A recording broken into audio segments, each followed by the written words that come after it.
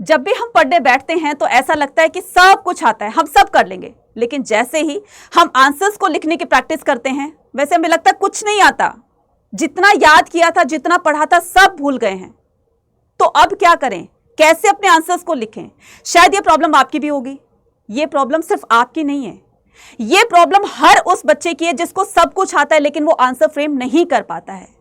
तो आज के इस वीडियो में वही मैं बताने वाले हूं कि how to write perfect answer in your board exam, जिसको फॉलो करके आप अपने हर एक आंसर के अंदर फुल मार्क्स पा सकते हैं अगर आपने इन स्टेप्स को फॉलो कर लिया तो।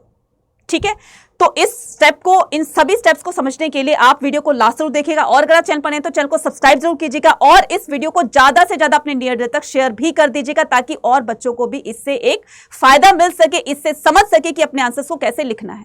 ठीक है, तो स्टार्ट करते हैं बिना किसी देरी के। ठीक है, कि how to write perfect answer. तो आपको क्या करना है, सबसे पहले अपनी नोटबुक और पेन लेकर बैठ जाइए, क्योंकि जो मैं स्टेप बताने वाली हूं वही आपको फॉलो करने हैं। और जैसे ही आपने इनको फॉलो करने हैं, मैं गारंटी से कह के दे रही हूं, मैं डेफिनेटली कह रही हूं, आपको 101% श्योर बोल रही हूं कि आपको हर एक आंसर के अंदर आपको आपके फुल मार्क्स मिलेंगे अगर आपने इन स्टेप्स को फॉलो कर लिया तो। ठीक है, चलिए, तो फर्स्ट यहां पर मैं आपको जो बताने वाली हूं, रीड द क्वेश्चन केयरफुली। हर एक क्वेश्चन को आपको बहुत केयरफुली पढ़ना है। जिस क्वेश्चन का आंसर आप लिखने जा रहे हो तो उस क्वेश्चन को पढ़िए। एक बार समझ में नहीं आया कि क्वेश्चन क्या पूछ रहा है, 2 बार पढ़िए, 3 बार पढ़िए, उससे ज्यादा नहीं पढ़ना। मुझे लगता है कि 2 बार में आपको समझ में आ जाएगा, वैसे तो एक ही बार में समझ में आ जाता है, लेकिन आप उसको 2 से 3 बार पढ़िए ताकि आप क्वेश्चन को अच्छी तरीके से समझ सके। आधी प्रॉब्लम तो 50% प्रॉब्लम तो आपकी यहीं पर सॉल्व हो जाएगी जब आप क्वेश्चन को समझ लेते हैं। नेक्स्ट बात करते हैं अंडरलाइन द फोकस्ड पॉइंट। अगर आपने क्वेश्चन को अच्छी तरीके से समझ लिया तो उसमें एक ऐसा पॉइंट दिया होगा जिस पर पूरा का पूरा क्वेश्चन बेस्ड होगा। फॉर एग्जाम्पल कि आपका पॉलिटिकल साइंस में कोल्ड वॉर है, ठीक है, अगर आपका हिस्ट्री में है teachings of Buddha, teachings of Jainism, ये वगैरह वो, ठीक है, और मौर्य एडमिनिस्ट्रेशन के बारे में, तो कोई ना कोई ऐसा पॉइंट होगा उस क्वेश्चन के अंदर जिस पर पूरा क्वेश्चन बेस्ड होता है। तो आपको क्या करना है, उसको अंडरलाइन कर लेना है। ठीक है, दूसरा काम करना है, मैडम ये तो बहुत सिंपल है, बिल्कुल सिंपल है।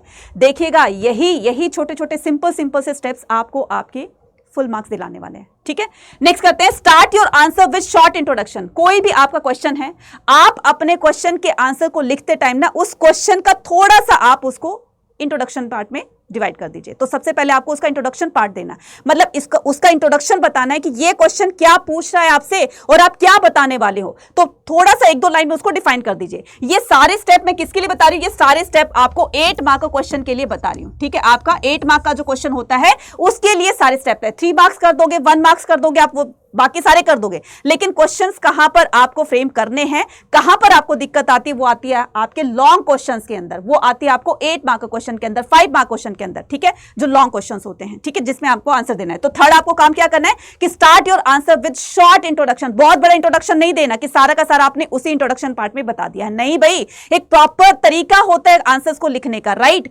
उसके बाद क्या करना है कि मेक अ प्रॉपर हेडिंग और सब हेडिंग्स। अब आपको क्या करना है, यहां पर हर एक क्वेश्चन के अंदर जिस पर वो क्वेश्चन बेस्ड होता है तो आप उसकी हेडिंग बना लीजिए। जैसे मैं आपको यहां पर दिखाने वाली हूं, क्या दिखाने वाली हूं, इस बच्चे का यहां पर देखिए, ये टॉपर्स की शीट है। ठीक है, ये टॉपर की शीट है। अब इस बच्चे ने, ये हिस्ट्री का है, ठीक है, इस बच्चे ने क्या लिखा है, 3 मार्क का क्वेश्चन पूछा गया था कि अलेक्जेंडर कनिंघम के बारे में, तो इस बच्चे ने क्या किया, 3 पॉइंट्स लिख दिए। ठीक है, तो 3 मार्क में 3 या 4 पॉइंट्स जो है वो आपके सफिशिएंट रहेंगे, राइट है, क्लियर है।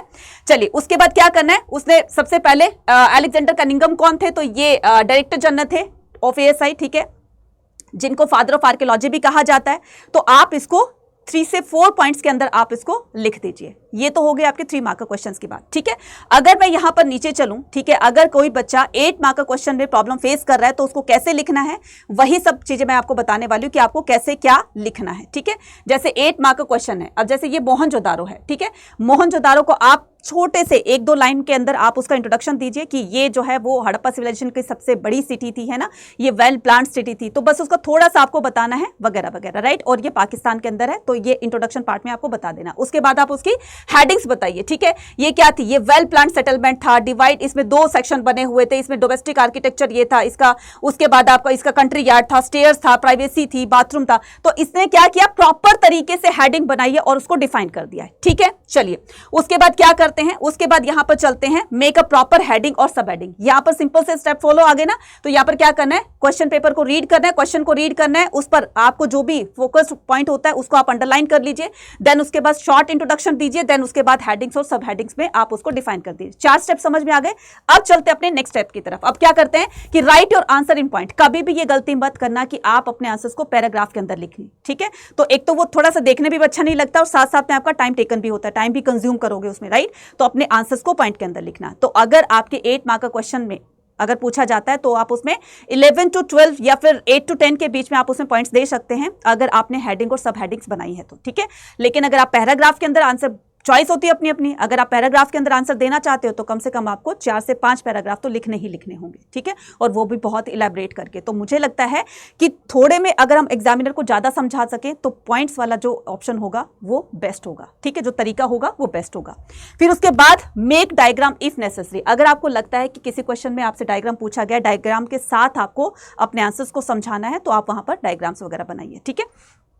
इससे क्या होता है कि डायग्राम बनाने से आपके जो आंसर की वेटेज है ना वो थोड़ी सी और बढ़ जाती है और एग्जामिनर को लगता है कि आपके अंदर वो समझ है कि इस क्वेश्चन को आप किस तरीके से आप डिफाइन कर सकते हो, ठीक है, तो वो आपको फुल मार्क्स दे देंगे। नेक्स्ट आता है and your answer with conclusion. जब भी आपका ये पूरा का पूरा जब आंसर फ्रेम कर लेते हो, आपने 10 to 11 पॉइंट्स लिख लिए हैं, ठीक है, उसके बाद क्या करना है, एक प्रॉपर तरीके से कंक्लूजन बनाना है। तो कंक्लूजन हेडिंग डालोगे, ठीक है, फिर उसके बाद क्या करोगे, उसके बाद आप उसमें 3-4 लाइन के अंदर डिफाइन कर दोगे कि मैंने पूरे आंसर में क्या लिखा, कंक्लूजन इज दैट, ठीक है।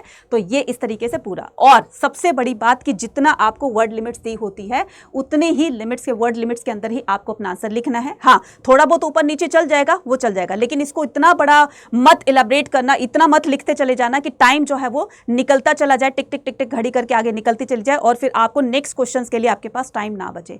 तो ये गलती मत कीजिएगा, ठीक है। जैसे इस बच्चे ने प्रॉपर तरीके से पूरा का पूरा मतलब अटेम्प्ट भी किया है, सारे क्वेश्चन भी अटेम्प्ट किए और साथ साथ में हर एक क्वेश्चन को बहुत ही पॉइंट के अंदर लिखा है, ठीक है। ये देखिए पूरा का पूरा डेमिंगो पेज है। मतलब कि प्रॉपर हेडिंग बनाने से क्या होता है कि आंसर अच्छा भी लगता है और साथ साथ में एग्जामिनर को समझ में भी आ जाता है, ठीक है। तो इस तरीके से आप क्या करोगे, इस तरीके से आप हर एक क्वेश्चन को इस तरीके से लिखेंगे कि जैसे जैसे ये मान लो बुद्धा है तो गौतम बुद्ध की टीचिंग्स जो है वो ये टीचिंग्स थी, तो उसमें क्या कर दिया, ये गौतम बुद्ध की टीचिंग्स लिख दी। अब देखो इस बच्चे ने क्या किया, इस बच्चे ने इसमें 9 पॉइंट्स लिखे हैं, ठीक है। नीचे लिख देते हैं, नीचे यहाँ पर जैसे टीचिंग्स ऑफ जैनिज्म है तो उसमें भी क्या लिखा है, संघास थे। अब इसने और इलैबोरेट कर दिया, भिक्खुस भिक्खुनीस थे। तो आप ये सोचिए कि इस बच्चे ने कितना अच्छे से हेडिंग बना करके उसको डिफाइन किया हुआ है। तो अगर आप भी यही तरीका अपनाएंगे डेफिनेटली आप हर एक आंसर के अंदर फुल मार्क्स पाने वाले हैं, ठीक है।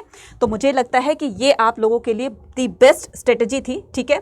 और फिर क्या करना है, अगर आपको लग रहा है कि आपके जो अभी जो कॉम्पिटेंसी बेस्ड क्वेश्चन आ रहे हैं तो उसमें आपकी अंडरस्टैंडिंग चेक की जाएगी, लेकिन अंडरस्टैंडिंग कैसे लेकर जाएं, हर एक कंसेप्ट को हमें कैसे समझना है वगैरह वगैरह, है ना। क्योंकि आप ये आंसर्स तो आप फ्रेम कर लोगे, जो मैंने तरीका बताया पूरी तरीके से आप सब्जेक्टिव क्वेश्चन को तो बना लोगे, लेकिन यहाँ पर दिक्कत कहाँ पे आएगी, आपके ऑब्जेक्टिव क्वेश्चन पे। क्योंकि ऑब्जेक्टिव क्वेश्चन जो है अब एनसीईआरटी के बैक एक्सरसाइज से नहीं लिए जाते हैं, आपके चैप्टर के बीच में से कहीं से कोई भी क्वेश्चन बना दिए जाएंगे, पिक्चर के नीचे से जो कंटेंट होता है वहां से क्वेश्चन बना देंगे, ब्लू बॉक्सेस से क्वेश्चन बना देंगे वगैरह वगैरह। अब इतना पढ़ने का तो टाइम है नहीं आप लोगों के पास, तो आपके पास एक बेस्ट तरीका क्या है, आप लोगों के पास एक बेस्ट तरीका ये है कि आप अड्डा 24/7 के किसी भी प्रीमियम बैचेस को आप ज्वाइन कर सकते हो, ठीक है।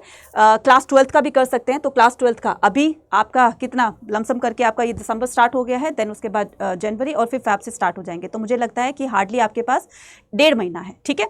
तो 1.5 महीना है, तो यहाँ पर क्या करोगे, क्लास 12th का बैच है तो आप इसको ज्वाइन कर सकते हो, ठीक है। और ज्वाइन करने के लिए चाहे वो आप साइंस का है, कॉमर्स का है, आर्ट्स का है, सबका ये अपना अपना इंडिविजुअल बैच है हर एक स्ट्रीम का, ठीक है। तो आप क्या करोगे, आर्ट्स के स्टूडेंट हो तो यहाँ पर आप संभव बैच को क्या कर सकते हैं, ज्वाइन कर सकते हैं। यहाँ पर आप बाय नाउ कर सकते हैं।